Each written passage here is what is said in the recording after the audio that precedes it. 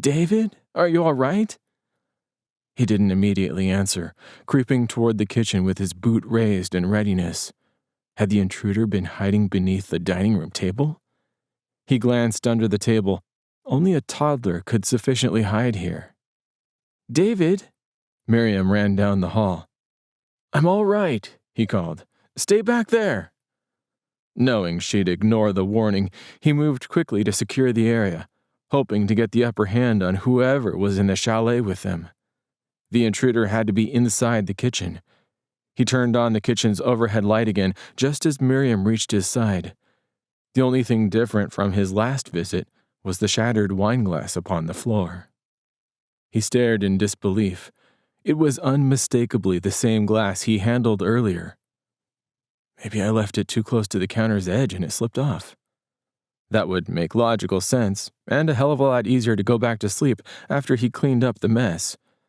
But the stem and larger pieces of the glass rested closer to the doorway where he and Miriam stood, nearly 4 feet from its mate on the counter. I thought I put those away. She bent down to pick up the stem, her hair disheveled and the nightgown loose. Her shapely form and lovely nakedness were clearly visible. It made him especially worried about a depraved sexual predator cleverly hiding.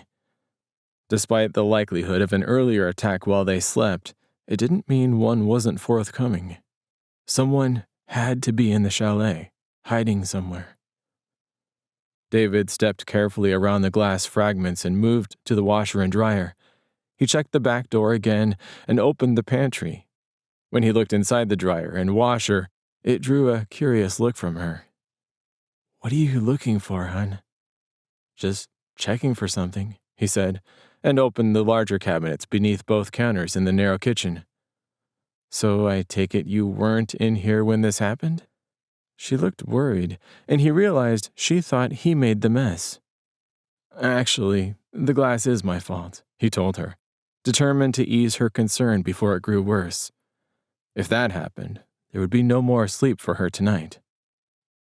He glanced at the clock on the stove, 12:46 a.m.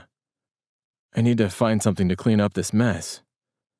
The last cabinet revealed 2 rows of pots and pans. No place to hide, which means no one's in here. "The broom and dustpan are behind you," she said. "So what's really going on here?" "I just told you." He forced a light-hearted smile while moving to the broom and dustpan. "I got up to get a drink, and I guess I set the glass too close to the edge before it fell onto the floor." The look on her face said she didn't believe it, at least not entirely.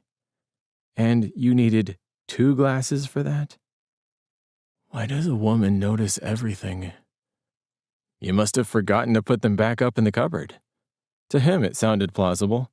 Since they looked clean, I decided to go ahead and use one. From her expression, it appeared she believed him. Almost. To further sell it, he cleaned up the mess. By the time he finished, she had placed the other glass back inside the cupboard and left the kitchen. The floor was clear of glass chips, and he surveyed the kitchen one last time. Clean and empty, he turned off the overhead light and stared into the darkness, waiting for whatever caused the disturbance to creep out from its hiding place. David backtracked through the chalet, making sure all the rooms were empty and every entrance secure. When satisfied, he crawled into bed with his wife. Miriam snored lightly, and he took that as a good sign. He stared into the bedroom's darkness for nearly half an hour. Every shadow had become suspect, and remained that way until his eyelids finally grew heavy enough to drift off to sleep. All remained quiet, with only the steady breathing and occasional snores of David and Miriam Hobbs. Neither heard the glider rocker in one corner of the bedroom as it moved back and forth silently in the darkness. Nor were they aware of the shadowy figure sitting in the chair, keeping watch until the dawn's light peered in through the bedroom windows that Sunday morning.